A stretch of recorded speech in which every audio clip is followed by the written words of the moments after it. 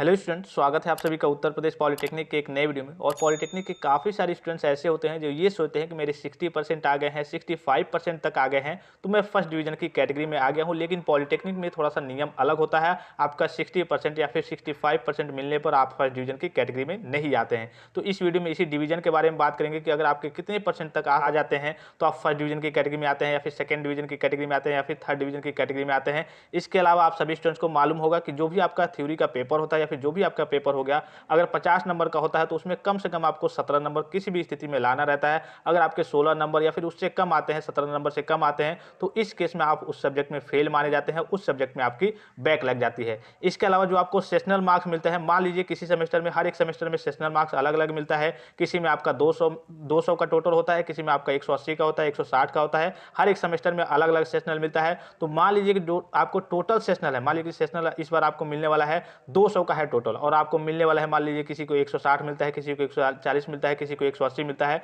तो अगर आपको सेशनल में 50% से कम मार्क्स मिलता है तो इस स्थिति में भी आपको फेल कर दिया जाता है। मान लीजिए कि टोटल आपका 200 का है और आपको पता चला कि 99 मिला, यानी कि 100 से कम मिला, तो इस केस में भी आप फेल की स्थिति में आ जाएंगे। ठीक है, अब बात कर लेते हैं डिवीजन के बारे में। तो डिवीजन के बारे में बात करें तो सबसे पहले आपका आता है फर्स्ट डिवीजन विद ऑनर्स, यानी कि आपका एक तरीके से कह लीजिए कि यहाँ अगर आपका फर्स्ट डिवीजन विद ऑनर्स आ गया तो आप कहीं भी अपना रिजल्ट लगाएंगे, मार्कशीट लगाएंगे जॉब के लिए, कहीं भी किसी भी कंपनी में, तो वहां से आपके रिजेक्ट होने के चांसेस ना के बराबर होते हैं। इसलिए कि उनको मालूम चल जाता है कि फर्स्ट डिवीजन विद ऑनर्स आने का मतलब, यानी कि फर्स्ट डिवीजन विद ऑनर्स जो बच्चा आ गया है उसके पास किस तरीके की स्किल होगी, किस तरीके का नॉलेज होगा। तो वो बच्चा कभी कहिए कि जॉब के लिए या फिर जॉब से या फिर इंटरव्यू से कभी रिजेक्ट नहीं होता है। तो इसके लिए आपको 80% या फिर 80% से ऊपर लाने रहते हैं फर्स्ट डिवीजन विद ऑनर्स के लिए। अब बात कर लेते हैं केवल अगर आपको फर्स्ट डिवीजन चाहिए तो उसके लिए आपको कितना लाना होगा। तो पॉलिटेक्निक के बच्चों की बात करें तो फर्स्ट डिवीजन के लिए 66% या फिर उससे ऊपर लाना पड़ता है। अगर उससे कम आता है तो आप सेकंड डिवीजन की कैटेगरी में चले आएंगे, और सेकंड डिवीजन पाने के लिए आपको 45% या फिर उससे ऊपर लाना पड़ता है। यानी कि 45% से लेकर के 65.9% तक आप सेकंड डिवीजन की कैटेगरी में रहेंगे।